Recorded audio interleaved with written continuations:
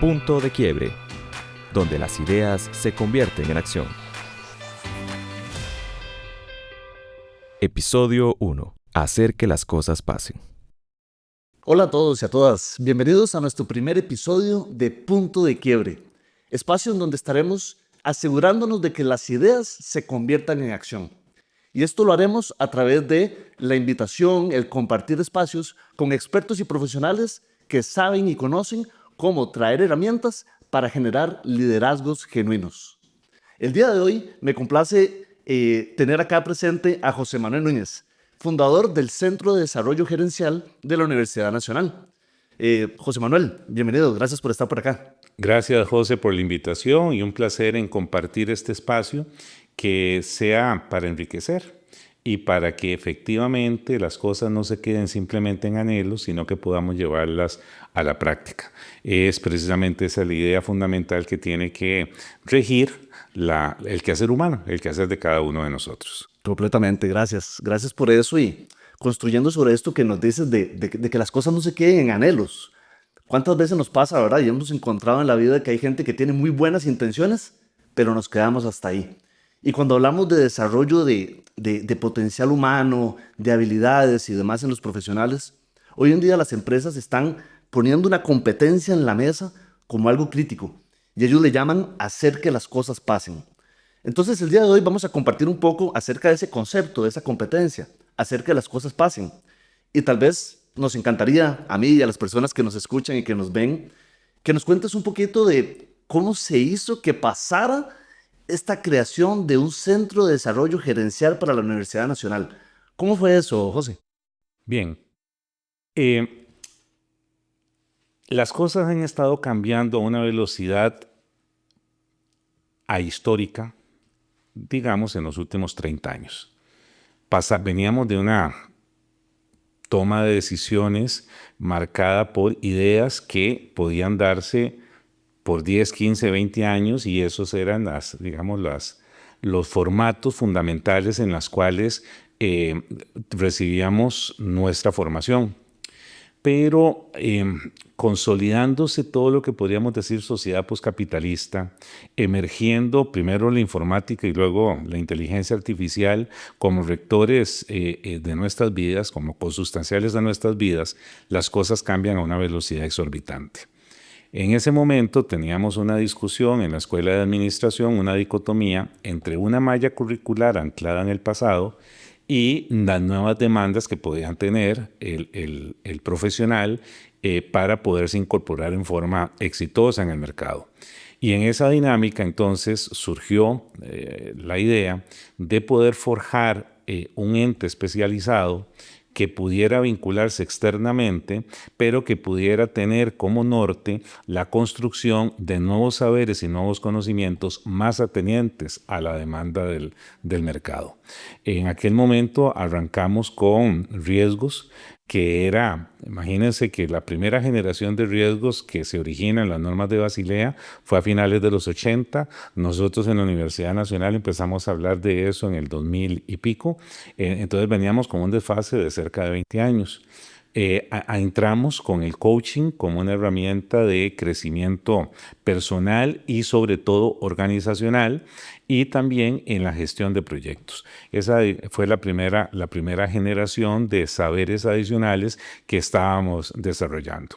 Y a partir de ahí también estaba nuestra vinculación con a organizaciones ajenas a la universidad, trabajando en esa primera etapa mucho con organizaciones de economía social y con comunidades. Desarrollamos en Batán proyectos, desarrollamos en Zona Sur proyectos, desarrollamos en el área metropolitana acompañamiento de proyectos y eso ya nos fue dando otra serie de atributos que nos fueron ayudando a migrar a otros escenarios. Por ahí del 2016-2017 empezamos a trabajar con todo lo que es la construcción de la enseñanza o la transmisión de conocimientos por vía de recursos autogestionados que estamos plasmándolo ahora y así consecutivamente hemos ido avanzando. Pero la razón de ser es que los cambios están sucediendo en forma muy rápida y que frente a esos cambios que suceden en forma muy rápida teníamos que tener una capacidad de adaptación, y esa capacidad de adaptación pasaba por aglutinar nuevos saberes y nuevos conocimientos que, más allá de la malla curricular de la escuela, pudiera ayudar a que la Escuela de Administración de la Universidad Nacional fuera referencia en algunos de esos aspectos. Muy bien, gracias. Gracias por compartirlo y soy testigo del crecimiento que ha tenido el centro a través del tiempo y cómo diversos actores, personajes de las comunidades y demás pueden accesar y ser parte de lo que se imparte, ¿verdad? Dentro del centro. Ahora, José Manuel, resulta que hablaba inicialmente de la importancia de esta competencia, hacer que las cosas pasen. Si tuvieras que compartirnos en tus palabras y basado en tus experiencias, tanto en sector público como sector privado, ¿qué quiere decir hacer que las cosas pasen en una organización? Hacer que las cosas pasen es, frente a los cambios vertiginosos, ser capaces de adaptarse y de generar valor. Y esto lo tenemos en cualquiera de los espacios. Con la inteligencia artificial, por ejemplo, la educación costarricense va a tener un cambio, porque ya no va a ser la pizarra, la tiza, el borrador y los pupitres los que van a generar la mayor calidad y cantidad de conocimiento. Va a ser el acceso a las herramientas, llámese ChatGPT, llámese Canva, llámese cualquiera de las herramientas que van a hacer que nuestros jóvenes, nuestros chicos, nuestros niños y ya nuestros adolescentes y demás puedan tener ese acceso a esa información, puedan ser creativos en esa búsqueda de información y puedan llegar a generar valor sobre la base de la transformación. Entonces, ese ejemplo que en este momento el Centro de Desarrollo Gerencial acompaña a uno de los sindicatos de la educación costarricense en dotar de herramientas a los educadores para que lo den, es una muestra de cómo tenemos que tener esa capacidad de adaptación para que las cosas pasen. Porque si no nos quedamos, ¿para qué sirve el ChatGPT? ¿O para qué sirve cualquiera de las herramientas de inteligencia artificial? Bueno, para algo, y ahí está. Pero cada semana, cada día, cada mes que pase sin que tengamos la implementación de esas herramientas a nuestra cotidianidad, alguien más lo está haciendo. Y ese alguien más que lo está haciendo va a estar en mejores condiciones de lo que estamos nosotros. En lo individual, pero en lo organizacional todavía más. Dijimos hace unos segundos que los cambios han sido vertiginosos. Yo invito a los que nos están escuchando y viendo. Por ejemplo, el WhatsApp. ¿Cuánto puede tener de existir el WhatsApp? No creo que más de 15 años. No, tendrá 12 años. Unos 12 años por ahí. Y cambia nuestras relaciones. O sea, yo en este momento puedo tener 100 grupos de WhatsApp, pero cambia porque tenés una comunicación en tiempo real, resolves cosas en tiempo real, haces un montón de condiciones y hace que modifiquen. O sea, hay tomas de decisiones que tomás en tiempo real con el WhatsApp, lo que antes significaba reunámonos para tomar la decisión. Plataformas como el Zoom o cualquiera de estas que te pueden articular reuniones, grabártelas, dejártelas. O sea, todo este tipo de cosas hace 10 años no existían y se han ido perfeccionando y se han ido mejorando. Y ahora entramos a otro estado de desarrollo. Si la gente no utiliza en sus organizaciones el teletrabajo, la inteligencia artificial, los nuevos mecanismos de relación, la productividad en los equipos de trabajo, cómo hacer las métricas en la productividad, cómo construir los indicadores para medir esas métricas, el liderazgo. El liderazgo en la época en que yo me desarrollé pasaba mucho por un encanto personal, por un contador de historias y por una condición de generar vínculos a partir de esa atracción personal. El liderazgo ahora más bien es un facilitador del conocimiento que tienen otros. Y que lo que se trata es de que esos conocimientos que tienen otros puedan expandirse de forma tal que esa generación de valor ayude a las organizaciones.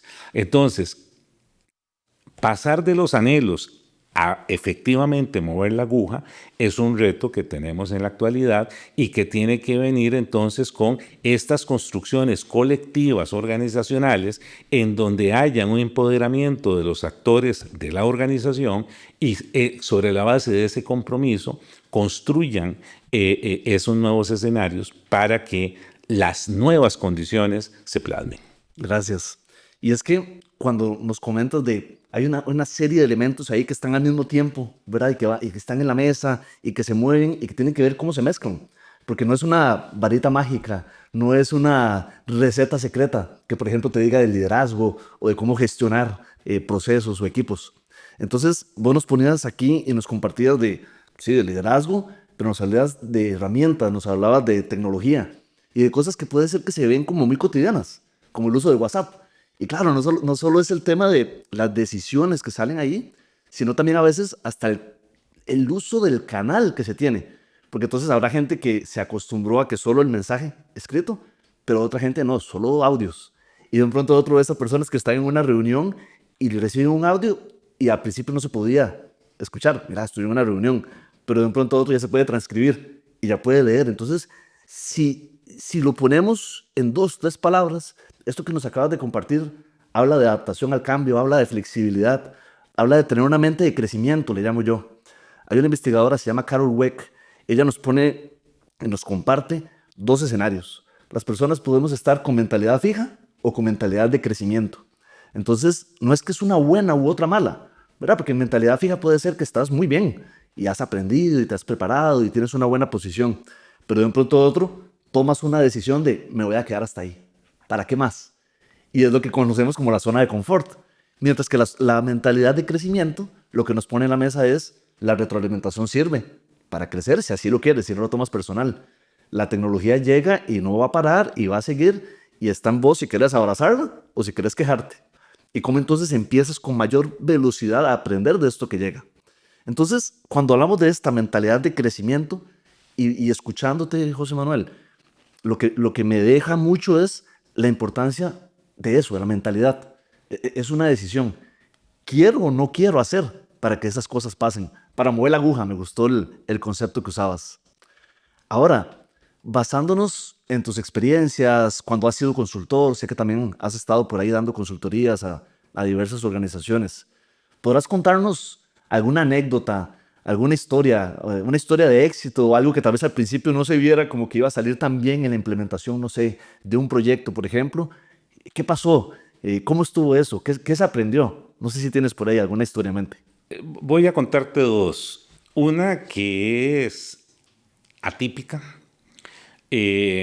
porque a esta altura de la vida, pensar que puedes dar una capacitación a una persona que sea analfabeta no está en el esquema. O sea, que haya gente en Costa Rica que no sepa leer y escribir, uno dice, eso no existe. Bueno, resulta que hace algunos años, trabajando en una consultoría de acompañamiento empresarial para el IMAS, nos encontramos con una señora adulta joven, podía tener 30 y pico de años en ese momento. Voy a llamarla María, no se llamaba María, porque así publiqué en un periódico de circulación nacional Historia.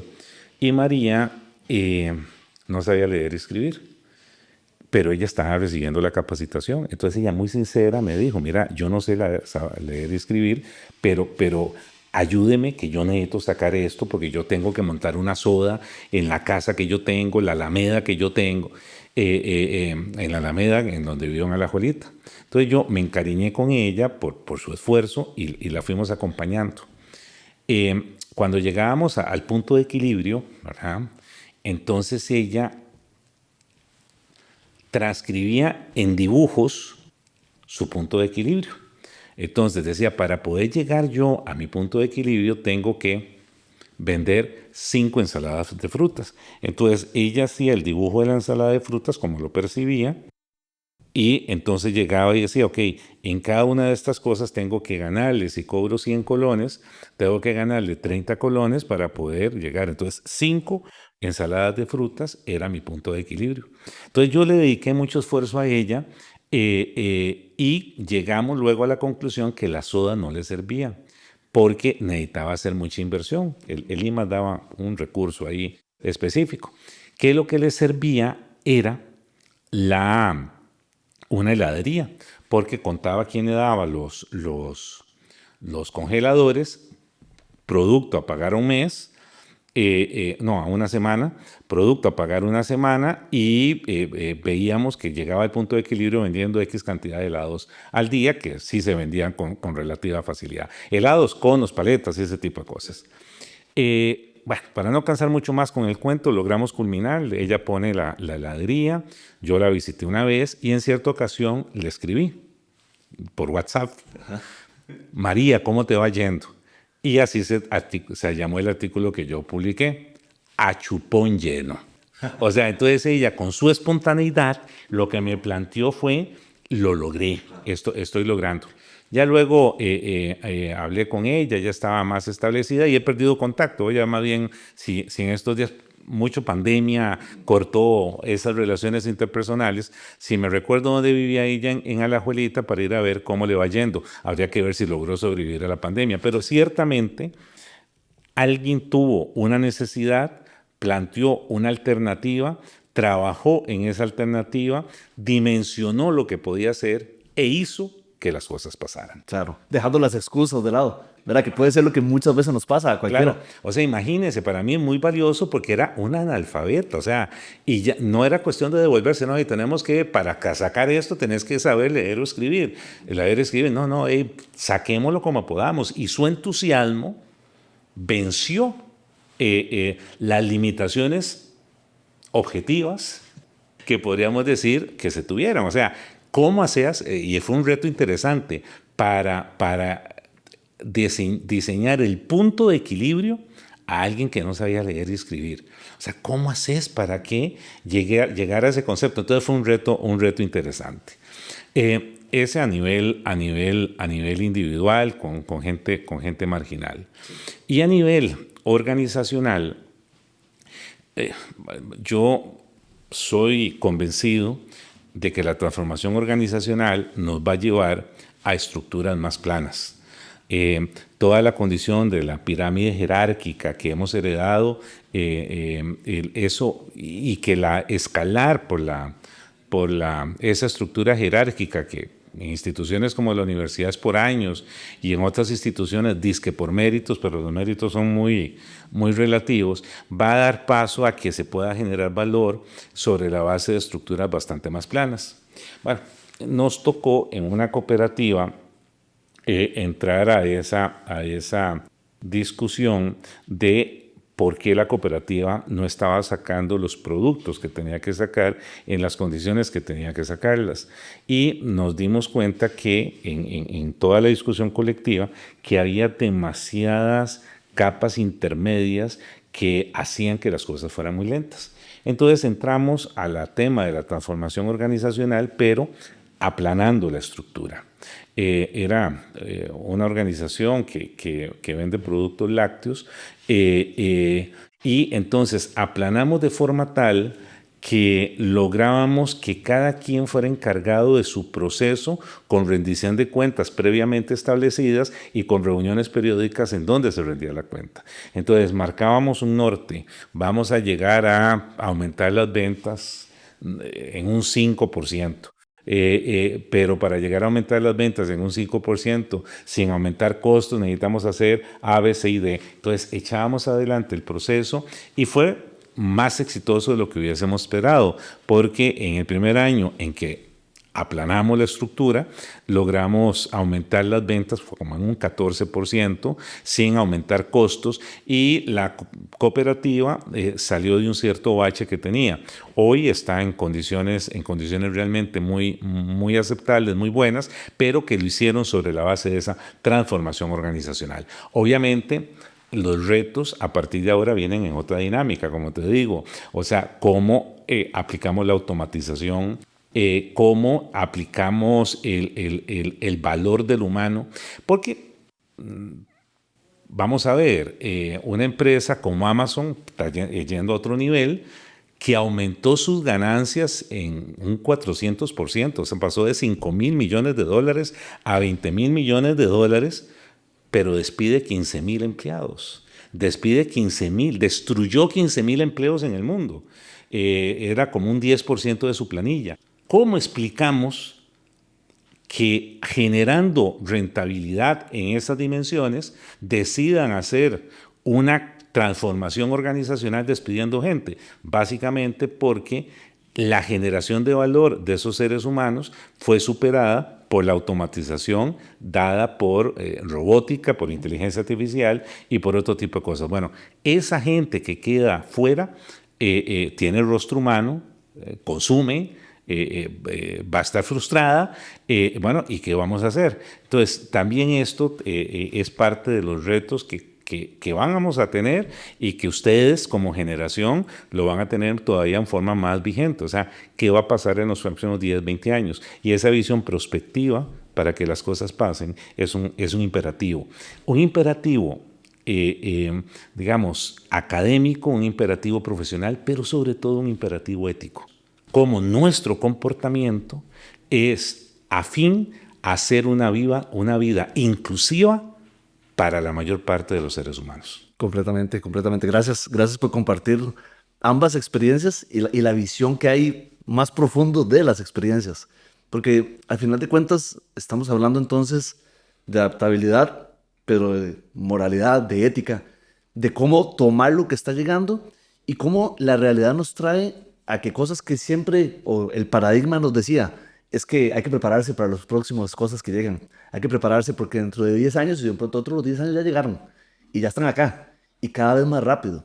Entonces, me gustaría escucharte, José Manuel, y para ir cerrando nuestro espacio, pensando en la gente que nos está escuchando, que nos está viendo, ¿qué herramientas, si vos, basado en tu experiencia, tuvieras que escoger 1, 2 herramientas en donde la gente pueda llevarse todas estas ideas y estos ejemplos y ponerlos en práctica, moverlos a la acción, ¿qué herramientas, qué recomendación le darías a estas personas que nos escuchan?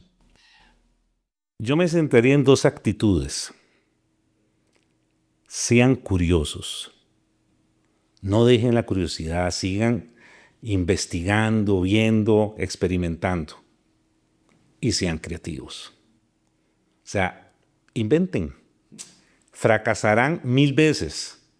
Pero cuando la peguen van a sentirse bien. Ambas nos llevan a que nunca nos quedemos en el cuadro del confort. Siempre seamos disruptivos, porque en el ejemplo que nos ponías del fijo y del decrecimiento, que se queda en el fijo, en un chasquido de dedos, quedó superado. O sea, las cosas están cambiando, como dijimos, a una velocidad que nunca yo dimensioné. Cuando dábamos los cursos y que veíamos la sociedad poscapitalista y hablábamos de Drucker y de la innovación y demás, decíamos hacia allá vamos, pero los cambios pasan a una velocidad tan impresionante que esa adaptación tiene que ser acompañada a la curiosidad.